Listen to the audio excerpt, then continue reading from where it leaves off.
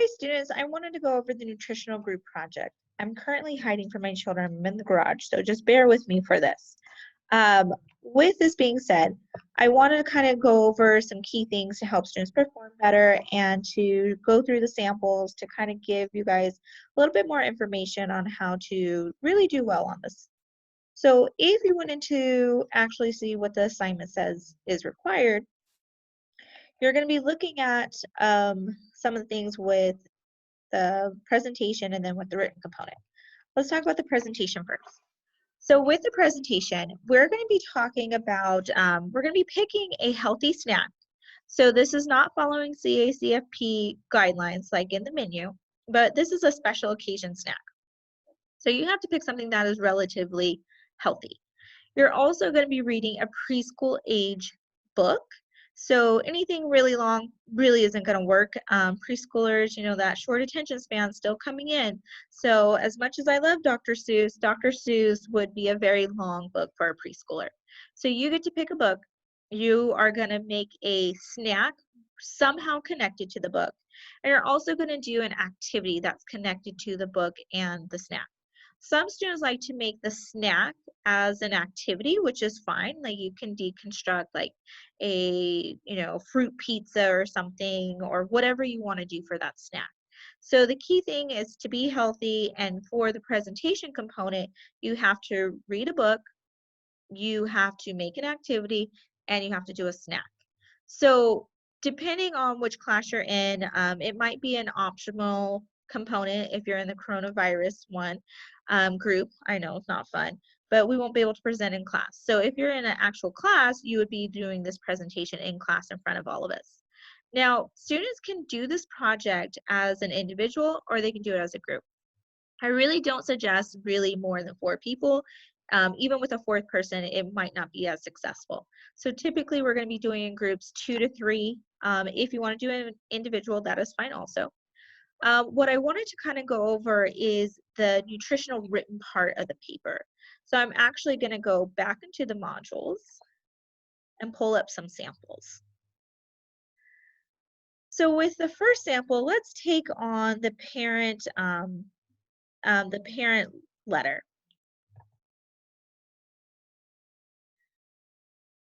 I'll make it big.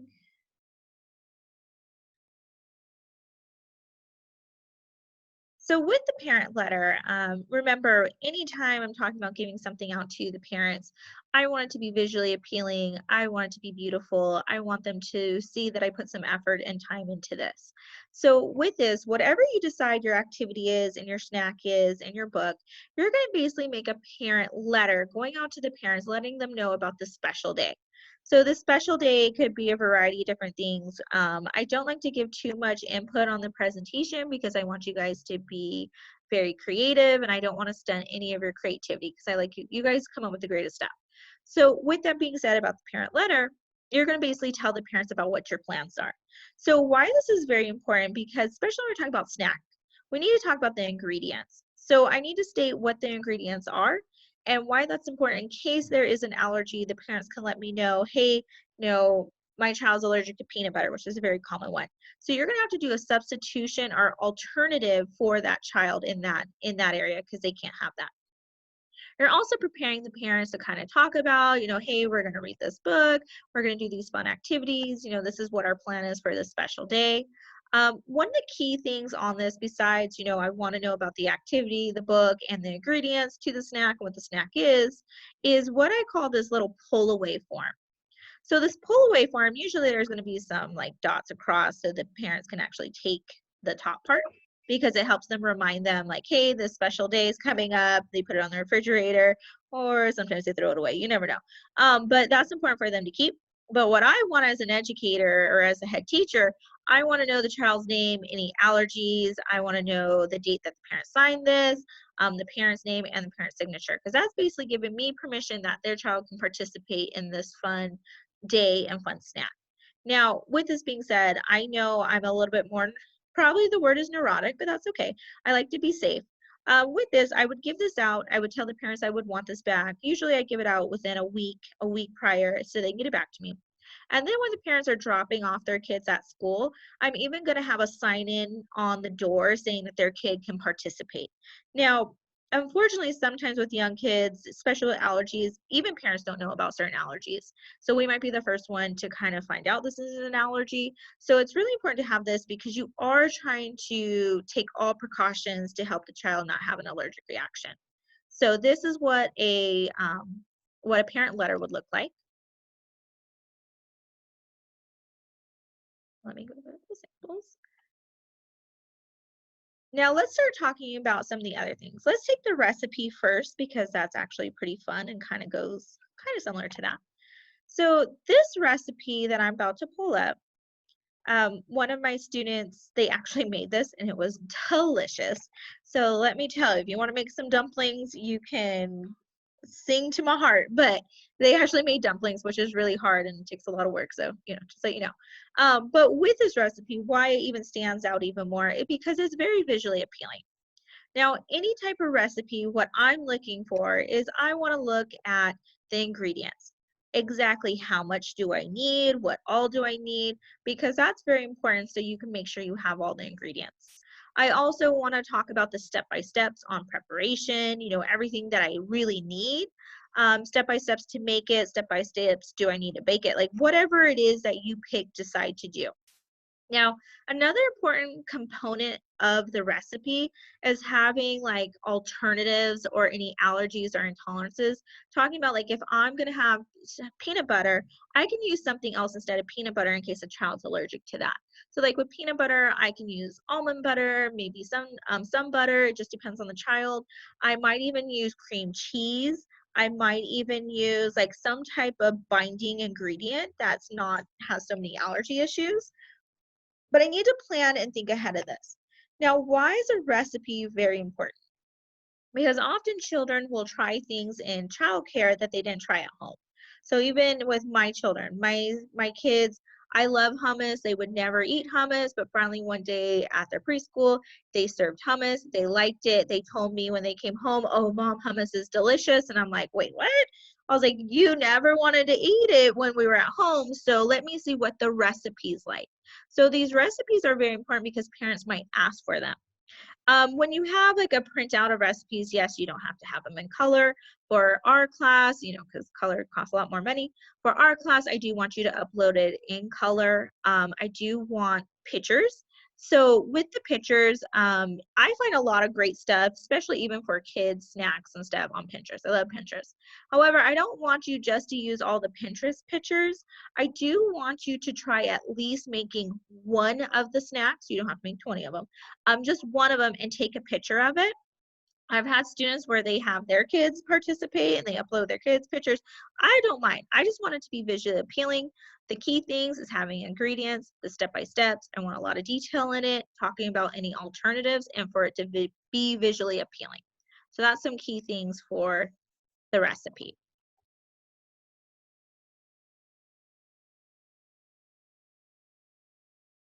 Now, some of the parts that I really wanted to go into a little bit more, and this is kind of where some of the students get some issues.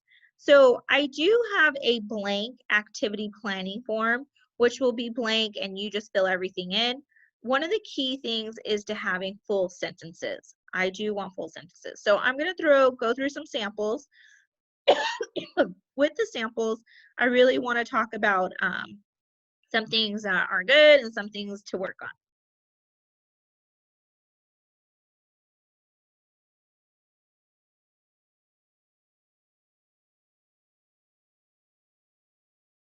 So the first part of the lesson plan is really kind of giving yourself a title and activity, the name of the snack.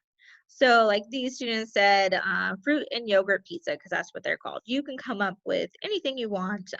Just make sure that's relatively healthy.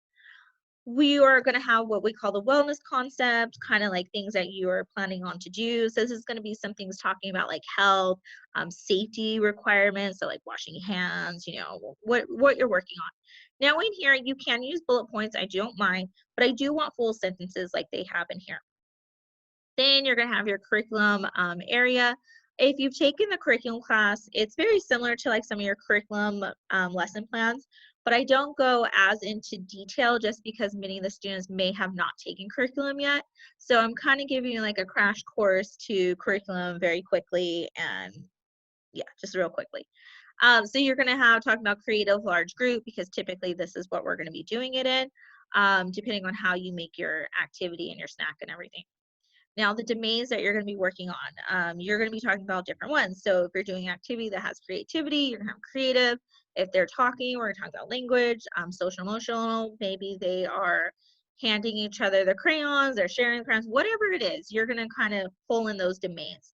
A lot of times we're doing fine motor. So one example I like to use is like, maybe I want to make an activity where I'm going to be working on fine motor skills. So maybe I'm going to have all the children pick up the blueberries that they're making for the eyes on the tortilla with a chopstick. So they have to use their fine motor skills to use those chopsticks to pick up those blueberries to put them on top of the tortilla, stuff like that. So one of the things I really want to break down is what goals and objectives mean. So goals are things that are very broad. So we're really talking about a developmental domain, a specific skill. So let's take my chopsticks and blueberry example. So my goal on that one, my goal of this activity would be to increase fine motor skills. And that's what I leave as a goal. Now, the objective is what explains how to meet that goal. So with that, I would say the objective to my goal of working on fine motor skills would be to have the children use chopsticks to pick up blueberries to put on their tortilla. So with that, the objective is explaining how I'm going to accomplish that goal. Now, in our assignment, typically when we're looking at activities, you really want to have about 3 to 4 goals and objectives. So you want 3 goals, and then you're going to want 3 objectives that explain those goals. So depending on what you choose on your activity, your snack, your reading book, all that's going to be kind of connected to that. So, once again, I don't give you too much on that. I want you to be creative, but I do want you to have specific goals and objectives. A thing to note on the sample does not give full sentences.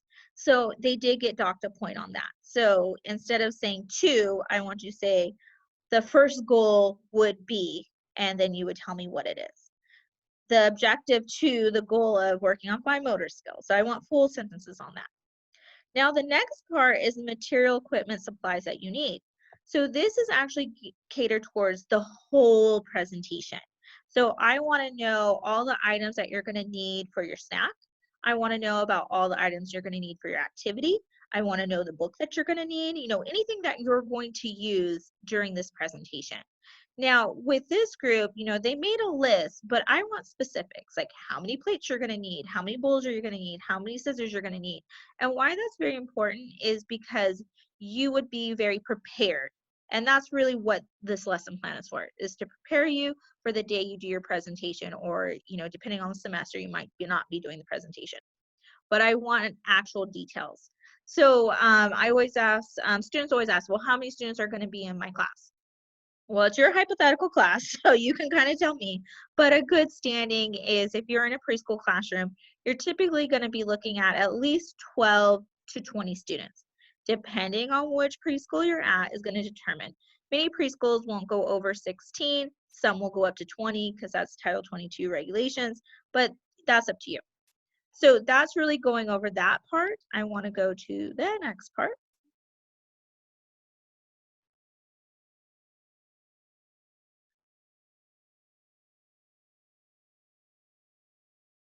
Is talking about nutritional values. So pull this up.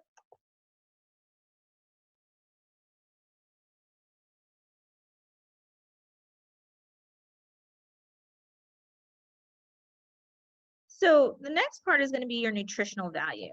Your nutritional value is really going to be connected to your snack. So this should be at least a paragraph. You should cite an APA. You can cite textbook. You can cite My Plate like they're doing on here. You can cite, an APA as the goal. Now with that, you need to explain exactly your snack choices. So if you're picking bananas, you need to tell me things like, if you go to chapter 3, the science of nutrition, you can talk about, bananas are full of potassium. That's why you're picking it. If you're picking blueberries, they're full of fiber. If you're picking, strawberries, they're full of vitamin A and C. So you're going to be giving me specifics like why your snack is nutritionally important to children. Now, if you can't explain your snack very well and you can't reach a paragraph, your snack is probably not healthy, and that could be an issue. So, with this being said, it is our special day snack, so you don't have to follow CACFP guidelines. However, it does still need to be relatively healthy. Now, when we look at the My Plate or the food pyramid, actually the food pyramid is more the history of it. Back in the 70s, they used to have a small chocolate on every lunch and dinner. So, yes, great to the 70s. Chocolate has benefits, especially if it's a dark chocolate. So, if you're going to pick like something like the Hershey chocolate little morsels to do eyes for maybe your owl or whatever you're making, that's perfectly fine. You just need to explain that instead of using milk chocolate, you might use dark chocolate because it has more antioxidants or whatever you want to say. But you really do need to explain your snack. And if you can't explain it, you're probably is not too healthy, and it needs to be healthy. That is part of the goal. Now, the next part is our educational value of children. So this is really why is these activities you're doing is important, and how do they connect more to like their developmental domains, things like that. So this is probably going to be a little bit more catered towards your reading of the book, because that's a language arts. If you're making it social, having them interact, and then you can kind of component that in there too. But you might be talking about your activities. So maybe you're having them count all the blueberries that they have. That is a math skill. So that is something that's an educational value. So you are really talking about why this presentation has some educational value to it. Now in here, it might be a little bit harder to cite. You still should be able to cite at least once, but you're going to be talking about different things, whatever your activity is, and maybe your snack is even educational too. So it really depends on your choices, but it needs to be at least a paragraph, and you do need to cite at least one time. This one might be a little bit harder than the nutritional value. Then you're going to talk about the learning activities. So kind of what are you putting in forward? What is your plan of action? I don't mind if you read the book first, if you do the activity second, if you do the snack third. You can make it any order you want. You just need to explain. So if you explain, you're in a good spot. Now, the next part is whose roles, who's doing what. So what are the adults' roles? So are you doing more of a teacher-directed activity, meaning like cutting fruit and cutting vegetables is great, but it's a lot of prep time. So maybe you're going to have that already pre-cut. So my kids like to get them to like eat watermelon and certain like melons that they are not as fond of. I will sometimes like cut out, if I have the time, cut out star shapes or different shapes to kind of entice them to eat it a little bit. So unless they're a little bit older and you have like the cookie cutters that are safe to use for children, you might actually go ahead and do that yourself. Now, there are no real wrong or right answers on the adult roles and children's roles. It's really coming down to what is your plan? Like, what do you need to have already prepped? What are you going to be doing? Is like one teacher reading the book while the other teacher setting up an activity, like how you're transitioning? What are the children going to be asked to do? So it's really coming down to those roles, like who's doing what during the whole presentation.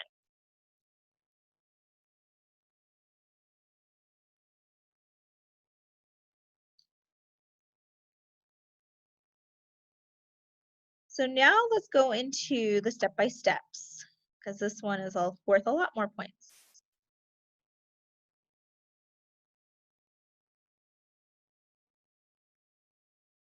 So the step-by-steps is part of your lesson plan, but just the step-by-steps on itself is 10 points. The lesson plan as a whole is worth 30 points, but the step-by-steps are worth 10 points. So this is very important to kind of really bring up. So what you're going to be talking about, the beginning, middle, and end of the presentation. Why do I have students do this? Because when we actually do present in the class, the more detail you have in this, usually the better students do. So it's really talking about what is your plan of action? How are you going to formulate this presentation? So there is no right or wrong order. I really want to emphasize you can pick whatever way you want to do it, make it flow however you want. So maybe in the beginning, like this group, they decided to read their book first. So they're reading the book. They actually made their book too. It's pretty cute. But with this being said, I want to know even the specific questions you're going to be asking throughout the book. So let's give an example like Brown Bear, Brown Bear. Kids love that book. Teachers love it too. When I'm reading Brown Bear, Brown Brook, I'm usually animating and asking the children questions like, oh, what animal do you think they're going to see next? And then the kids will go around kind of making their guesses. And, some of the kids have read the book many times, so they are going to tell you, Miss Heather, it's a red bird. Miss Heather, it's a purple panther next. Like they know. So it's asking those open-ended questions, those closed-end questions, and it's really to help to get the children engaged in the book. It makes it more fun. They really like it, and it helps you kind of start planning ahead. Now, I'm not going to sit there and have your step-by-step plan out while you're doing your presentation and marking you did not answer that question. You didn't do this question. That's not what the goal of this is. It's really to help you start to get some thought pattern of what you're going to do, what you're going to say. And we know when we do presentations, we get anxious, we get nervous, and we'll sometimes forget part of it. So that's why it's really to have a lot more questions. Some of them you'll ask, some of them you won't. But I want a lot of detail in here. I also want full sentences. You can bullet point, but I want full sentences. So I also want you to kind of talk about the transition. So if you're reading the book, is every member of the group reading the book, or is just one person reading the book? I don't mind whichever way you choose. It just has to have a book read. So maybe one person's like, oh, you know what? I'll be in charge of reading the book. I'm totally fine with that. They could be in charge of that. Maybe you're going to do one teacher reads half of it, one teacher reads the other. I've had students go one page, whatever you want is fine with me.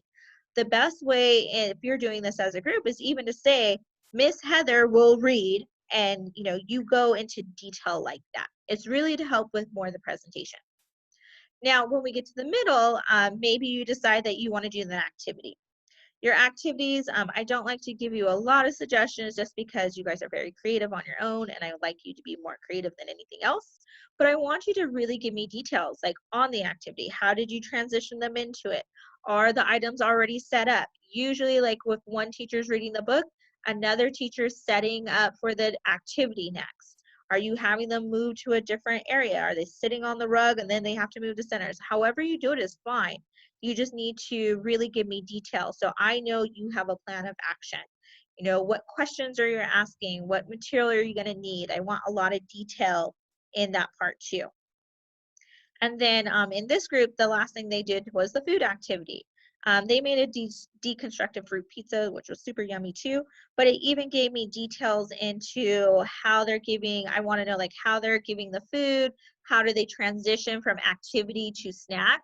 I'm hoping I'm going to see some hand washing involved in there because anytime we move to eat, we should be washing hands. So tell me how you're going to wash hands. A key thing when you have children wash hands, I do not suggest to have a long line because now you're going to see some behavioral issues. Maybe you're going to have one group go at a time. So maybe the blue group gets to go, or maybe you don't have a group system in your classroom. Maybe you're going to say everyone that has a yellow shirt can go wash their hands. You're really trying to make it fun and to break it down in smaller groups so there's not as long as a long wait, because long waits are going to be very hard for young children. And then they wash their hands and then they go into the snack. One of the other things you need to kind of talk about adjustments for any type of considerations. A lot of times this might be an allergy. So if children have allergies to like peanut butter, what are alternatives you're going to bring? If they're allergic to any like yogurt or anything like that, what else can you bring instead? So you got to think about those things. Now, evaluation and suggestion for improvement. Now, even the most trained, well-experienced teacher is going to have times where the activity or the whole presentation could have been better. So this is going to be hypothetical, of course. So you can talk about what else could you have done to make it better, or maybe there was an issue. So maybe you're using like the blueberry example, and maybe none of the kids wanted blueberries. They're all like, oh, no blueberries, Miss Heather, no thank you. So that's something you can talk about, a suggestion to improve. Now, I don't want to see anybody saying it was perfect and no suggestions. No, no, no. You got to think about it. So give me some examples that can help improve this. They picked of reading the story in multiple languages, which I really like. It's really good. So think about those type of things, how to make the activity better.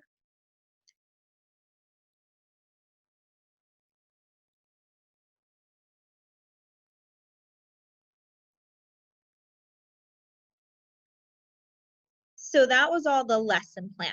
Now what I really want to talk about is the analysis and evaluation section. So this is also worth 10 points.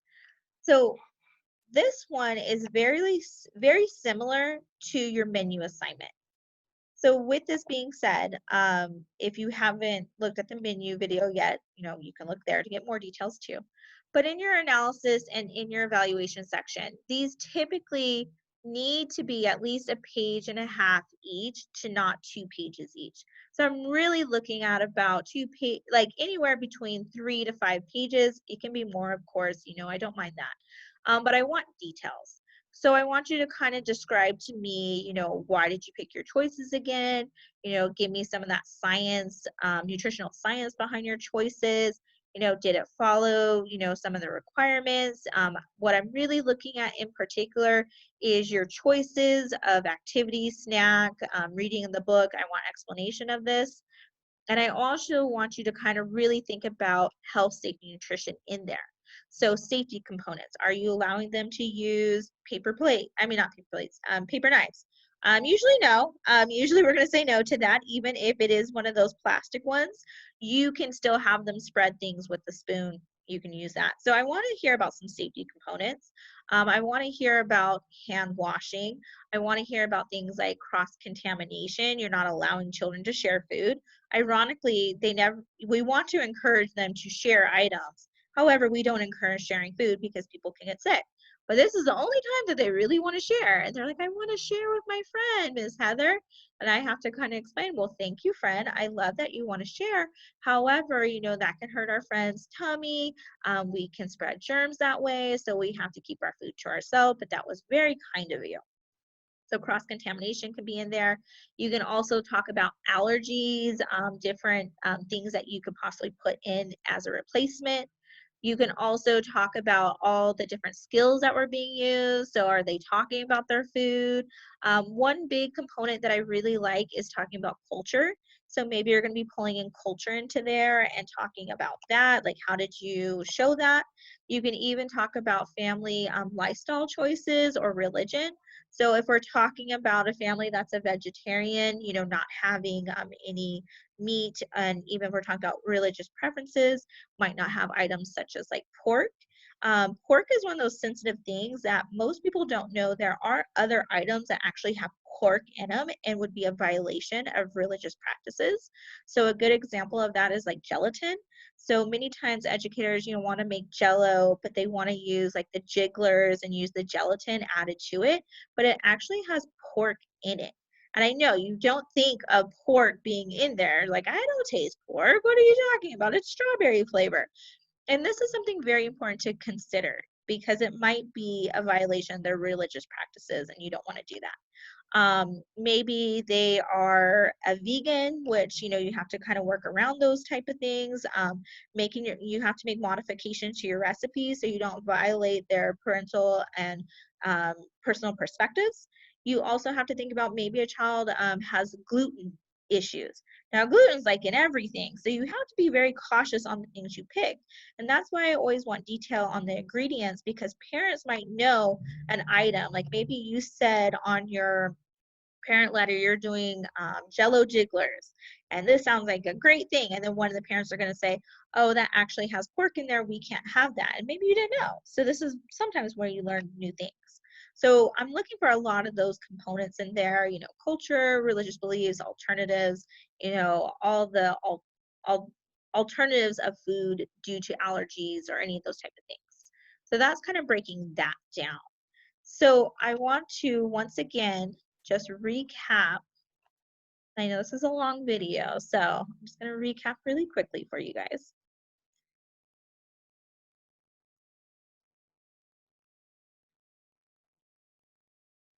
And remember, the dates are always going to be different every semester. And we're actually in the coronavirus semester, unfortunately. So this is going to be an optional presentation. Usually full semester classes, this is a requirement and it's going to be 50 points. But since we have the coronavirus going on, we're just going to make it as extra credit if you choose to do it. So presentation, once again, you need to present a preschool age book. You're also going to need an activity that's catered for preschool age around that book. And you're going to need a fun, healthy snack that's going to be kind of fun. You can use Pinterest. Pinterest is great, that you would have. Now, in the write-up, you are going to make together the parent letter. You're also going to have the recipe. You're going to have the lesson plan, so that's not one, that's 30 points, and the step-by-steps, which is 10.